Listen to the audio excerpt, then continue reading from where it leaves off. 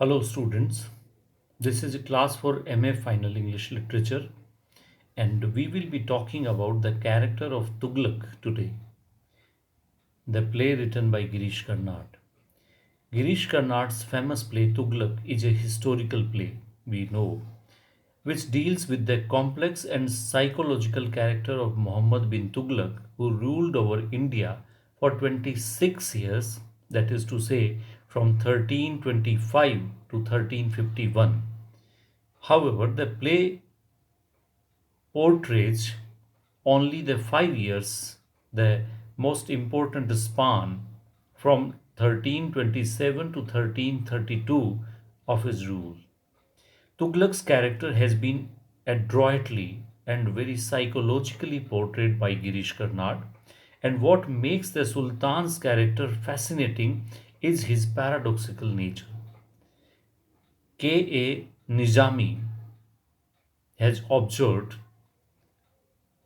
I quote, his reign of 26 years is a fascinating but tragic story of schemes and projects correctly conceived, badly executed, and disastrously abundant.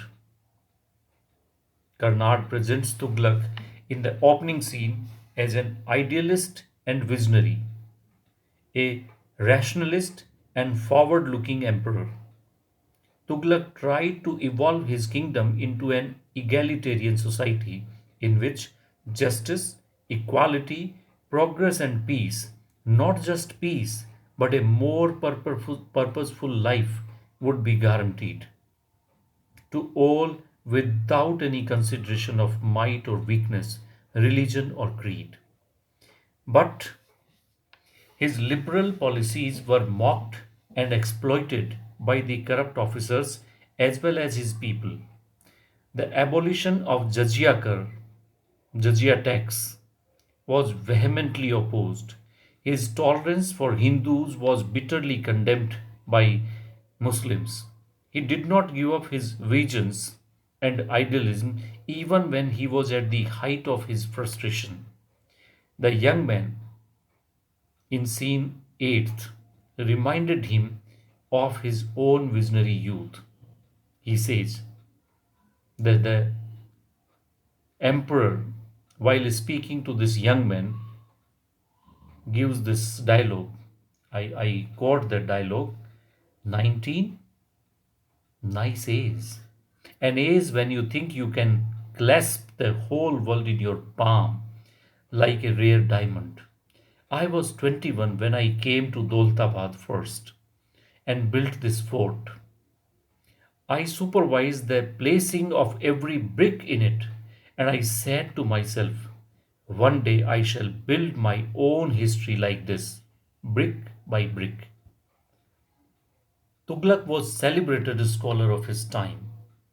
He had read Socrates, Aristotle, and other Greek philosophers, so he was cultivated he cultivated a Hellenic attitude towards life, which the priests and Orthodox Muslims do not approve. He tells Imamuddin, his friend who betrayed against him, you are asking me to make myself complete by killing the Greek in me? And you propose to unify my people by denying the visions which led Zarathustra or Buddha. He knows astronomy and he was also a great lover of poetry. In the words of Dr. Ishwari Prasad, who has written history of Indian English literature, he says, a man of versatile genius. Tughlaq was a lover of fine arts, a cultured scholar, and an accomplished poet.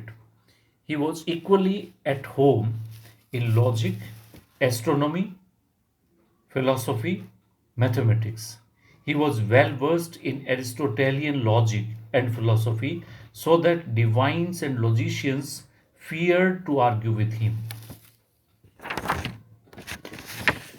Tughlaq proposes an unusual originality of mind, and the stereotype solutions to problems never satisfy him. As a far-sighted politician, he wanted to achieve political and administrative unity for India. He was anxious to end the barriers, both political and intellectual, which separate the North from the South. With this aim in the view, and to strengthen Hindu Muslim amity, he takes the decision to shift the capital from Delhi to Doltabad. And this decision makes him very unpopular because it brought untold sufferings to the countless people. His policy of token currency reveals his originality, but this decision was also not being properly implemented and it has shattered his economy due to corrupt minting of copper coins in his kingdom. Some critics think that Girish Karnad, despite Tughlaq as a great hypocrite, depicted, he describes Tughlaq as a great hypocrite who is irreligious but pretends to be a follower of Islam. The priests call him a disgrace to Islam. He is accused of parricide and fratricide.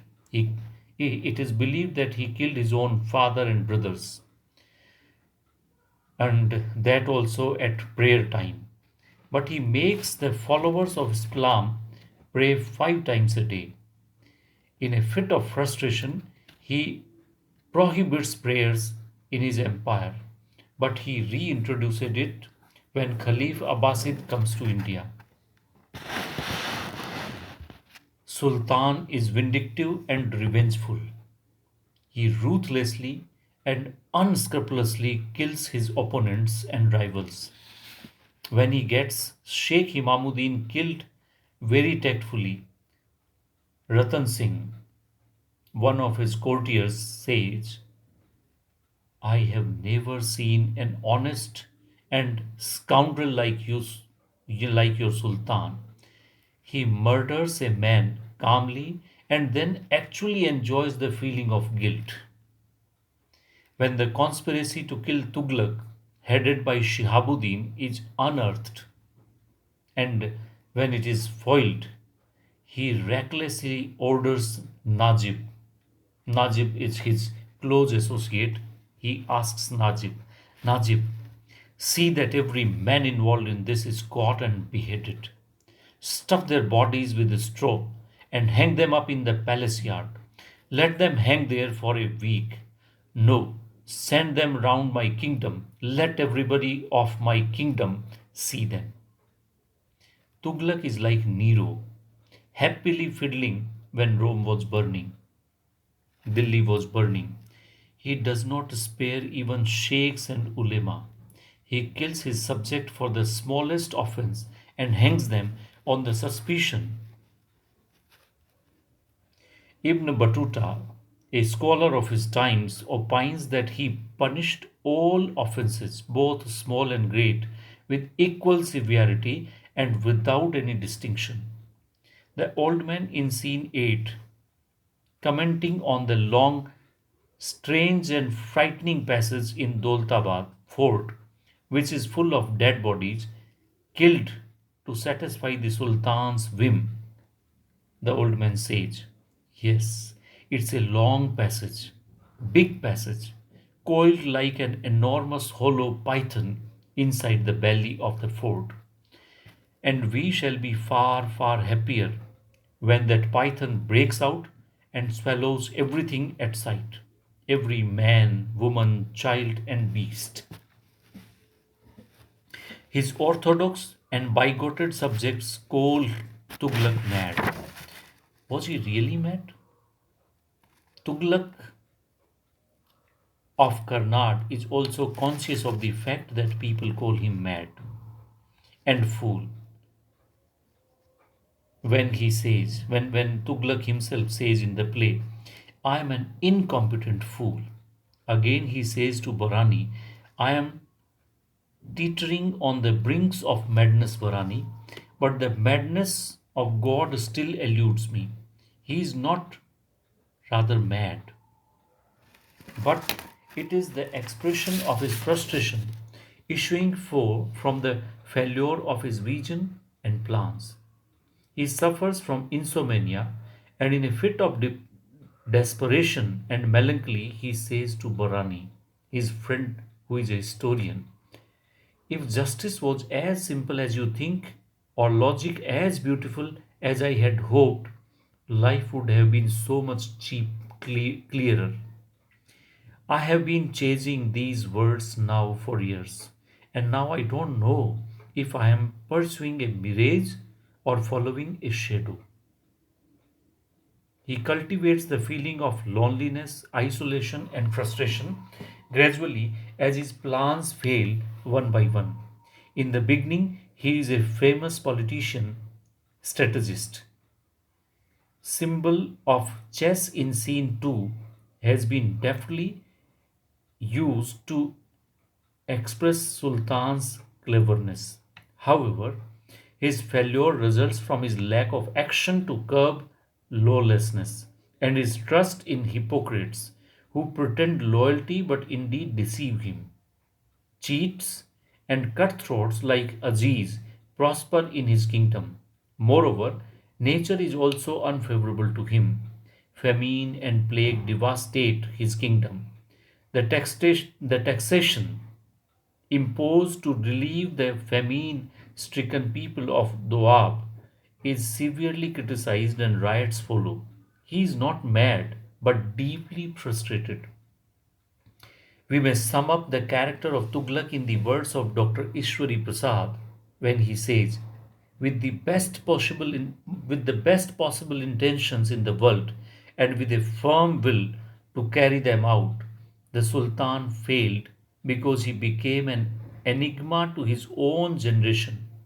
But over and above the faults of a personal character and the peculiar circumstances in which he was placed largely contributed to his failure.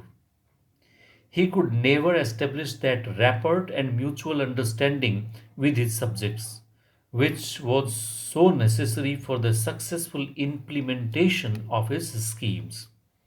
A yawning gulf appeared between him and his subjects, and it went on widening with the passage of time. K. A. Nizami and another critique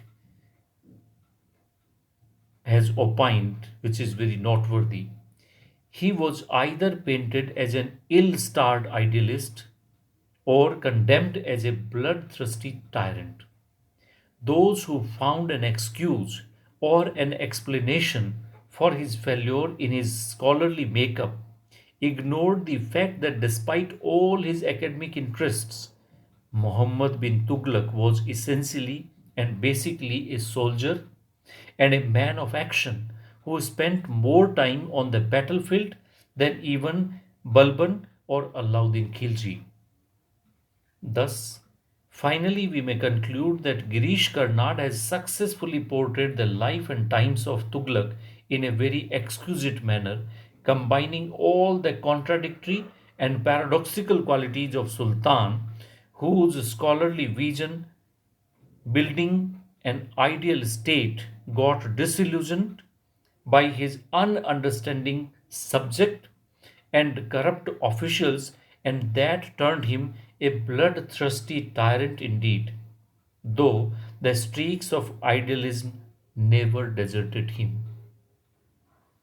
That we can discuss while discussing the character of Tughlaq. If you have any queries on the character of Tughlaq or the play Tughlaq, you can WhatsApp me your queries. Thank you very much.